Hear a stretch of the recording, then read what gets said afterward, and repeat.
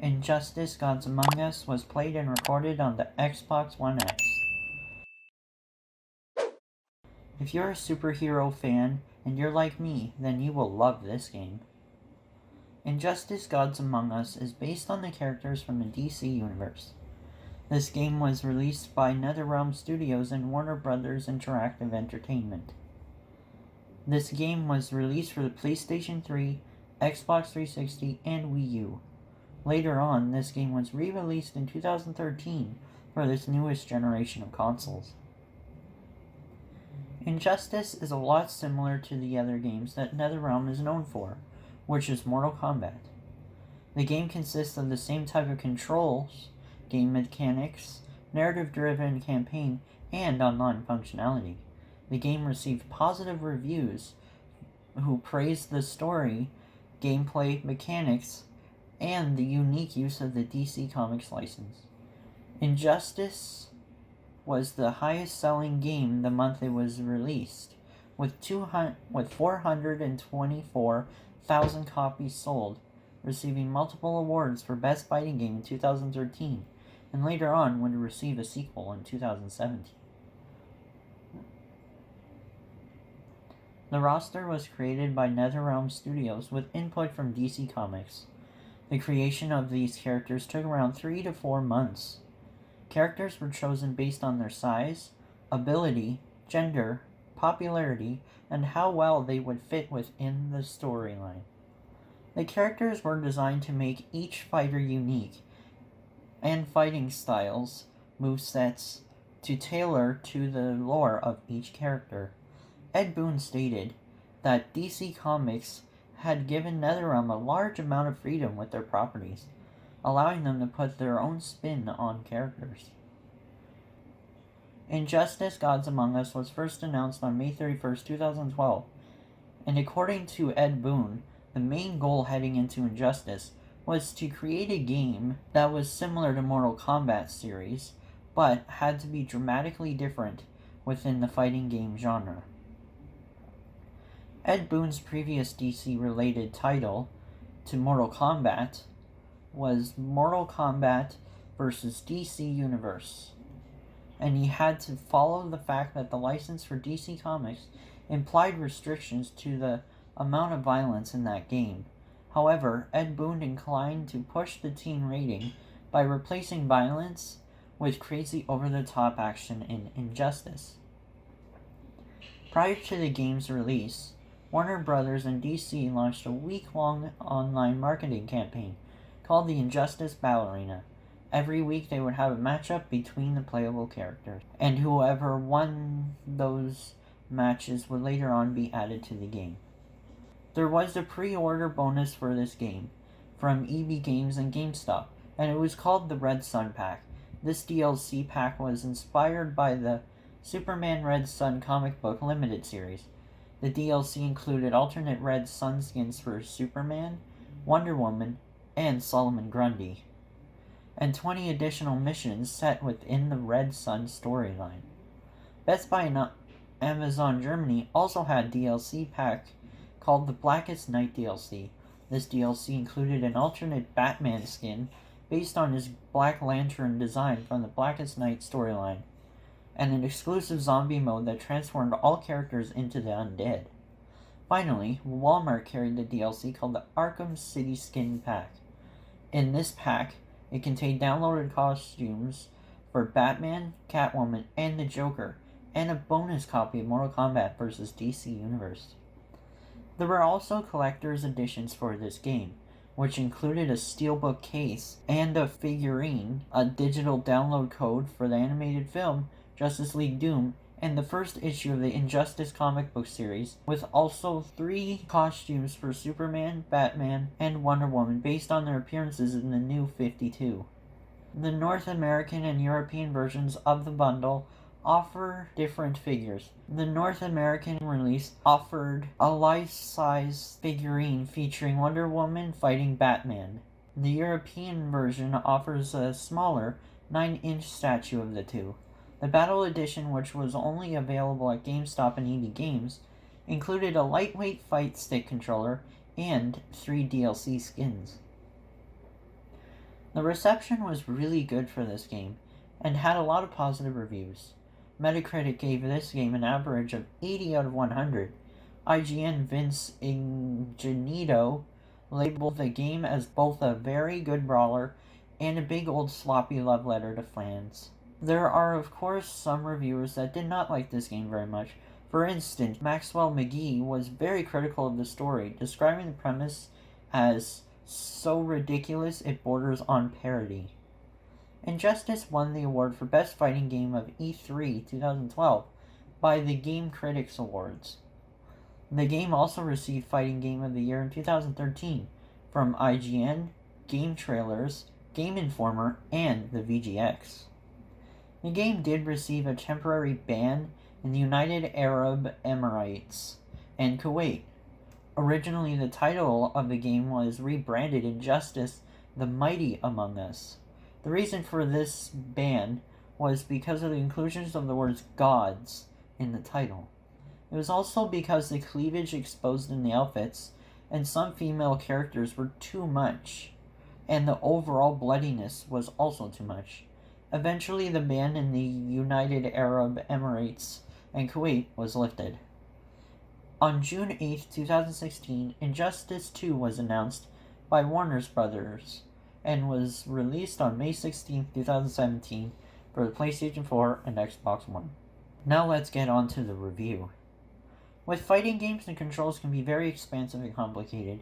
Compared to other fighting games like Mortal Kombat, the controls were surprisingly easy to figure out. Yes, some of the combo attacks can get very complicated. I personally could not get them done. Some of the controls can be confusing when you get two or more of the advanced controls, but I noticed the more you play the game, the more your muscle memory kicks in. Some characters control better than others. For instance, if you play as the Flash, it is very easy to play as him because he's very quick and agile, and his combo attacks are very easy to remember. It was weird though, when playing with the Joker, you would expect that he would be very agile and quick, but he barely had any combo attacks, and they weren't easy to remember. There are also many different types of environmental attacks that you can do. For instance, at Wayne Manor, there's a big water fountain in the front of the manor, and you can kick the opposing character into that water fountain. There are also super meter attacks, where when you hit the two triggers at the same time, you get a combo move that does it all by itself, but it does an extreme amount of damage to the other character that you are fighting. The main plotline of the game is about the Justice League being transported to a different dimension, where Superman has gone mad, and the Justice League finds themselves saving the other dimension. The storyline was very easy to follow. It follows the typical story where the heroes at first fail, but in the end they prevail. The first part of the story wasn't very interesting, but towards the end there were a couple of twists, which really made the story a lot better towards the end. And the main characters are, of course, the Justice League, which consists of Wonder Woman, the Flash, Superman, Batman, Green Lantern, and many others.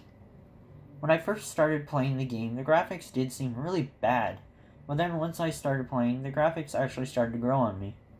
The graphics between the cutscenes and the actual gameplay were noticeable. It's hard to explain, but the graphics look better in the cutscenes. In the actual gameplay, you can tell that there are some pixelation on some of the characters, but it wasn't very noticeable unless you were looking for it. The cool thing about graphics that I like was that when you were in a fight, in the background, multiple things would happen. You would have people fighting in the background, and some of the buildings in the background would even collapse. I especially like the added detail of the fact that when you make a powerful attack against the other player, the background reacts to it. With all of that, I wouldn't really complain about the graphics. They're pretty good for the time it came out. The sound was very well done in this game. The music I found especially good when you are wearing earphones or headphones. The music fits perfectly within the storyline. It makes it feel tense at the point where it should feel tense. In my honest opinion, the soundtrack sounds like it could be in a movie. Christopher Drake, Sasha Dikisian, and Chris Velasco did an amazing job on the soundtrack. I would also like to mention that the music during the end credits is really well done, and just in case anybody wants to know, the song is called Angel by Depeche Mode. The sound effects, on the other hand, weren't as good. You know how in some funny videos you hear punching sounds or funny pops and all that? Well, that's what it sounded a lot like in this game. A lot of the sounds made me giggle just because they sounded so cartoonish and not very realistic. The voice acting is really well done as well. The only issue I have is that they should have added more reverb to the voice acting, just because it did not suit the area they were in. Because if they were outside, they sounded like they were inside of a sound booth. If they just added a little more reverb to the voices, it would have sounded a lot more realistic. Without headphones, the cutscenes can be very quiet, and then suddenly the gameplay can just get really loud.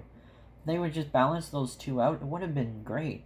Because I was playing the Xbox 360 version of this game, it was backwards compatible with my Xbox One X. And I did notice that last week or earlier this week that the entire version of the game where you had every single playable character was playable without paying. Sadly, it only gives you about 3 or 4 new characters. Those characters are Martian Manhunter, Lobo, Ares, and Scorpion, who by the way is my favorite Mortal Kombat character. Besides the main storyline, there are other things that the game has to offer, from battles to Star Labs missions and multiplayer. Battles is basically your own little story with each character that is playable within the game. It's basically the same thing as Towers in Mortal Kombat, but as superheroes.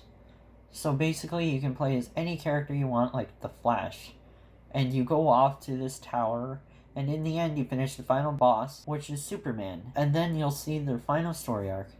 Star Labs missions are basically just those challenges you can play to get yourself more familiar with the game and the controls. Some of those Star Labs missions can be damn near impossible, so be aware of that. I did not get into multiplayer because I did not expect to play against anyone. I actually never got bored of this game. If I felt tired of playing this story mode, I would just play the battle mode. To me, battle mode was very good to have, because then it's basically like training yourself for harder gameplay. And in battle mode, you can actually change the difficulty. So if you want more of a challenge, you can just go over there. So this is the part where I express my opinions about this game, and where I talk about my complaints and what to do to fix them. The first complaint I have is one part of the fighting gameplay. I noticed that towards the end of the fight, when you're about to win, there's this thing that happens, and it's called the clash. When you have a clash, there are these sets of buttons that you can press. When you press the corresponding button, battle determines the strength of your hit. This only happens, I've noticed, towards the end of the match, when you're about to win. It's really frustrating, because usually the opposing character will win, and that their health goes up by 30% if they win, and they usually win. I have lost many matches because of this, and I hate it because it's like an ex machina. The other complaint I have is sometimes the difficulty does not match up. What I mean by this is that there are certain missions within the story where it is an easy fight, but then there is no way to fight some of them at all. Like, no matter what button you'll hit, you'll never be able to hit them. And I've actually gotten to a point where I would just sit there and just watch the match, just because I could not beat them. And there's just no way to beat some of these characters first try. I also did notice this little trick. I don't know if it's a trick or just the programming, but if you find the battle too hard, just let them win. And then the next fight, it'll be much easier to defeat them. I don't know what it is, but it just seems to work for me. For me, the best part of the game was actually the soundtrack. It sounded like a superhero movie to me, and I love superhero movies. And I'm always a sucker for good soundtracks. I would tell my friends about this game, especially the ones that like superheroes. I would also tell them about this game because there's multiplayer, but I'm not sure if the multiplayer works anymore, so that might not be great. And I would definitely replay this game again, just because, for one, it's superheroes, and I love superheroes. The other reason is that I'd like to see myself get better throughout fighting games. I see myself at the beginning of the game being very frustrating, because I keep on losing, but then towards the end of the game I'm really good, and it's just neat to see that kind of progress. And two, it's not just the story mode that could be replayable, it's the towers and stuff, so that adds a lot of playability to the game. At the end of every review, I'll give you a number out of 10. And for Injustice Gods Among Us, I will give this game an 8 out of 10. I came to this score because the soundtrack was amazing, and there's just so much content within the game, you will never get bored. Yes, some of the characters are harder to control than others, and sometimes the fight will not go in your favor, but that's just part of the game. Having those challenges within the game is what makes this game great. It may seem frustrating at the time, but it helps you get around obstacles that sometimes feel impossible. I also just love superheroes, so that might have persuaded me to give this game a high score. But anyways, that's the end of the review. And I'm at that point again where I don't know what to play next. But I guess we'll find out in the next video. Thank you all, and see you next time.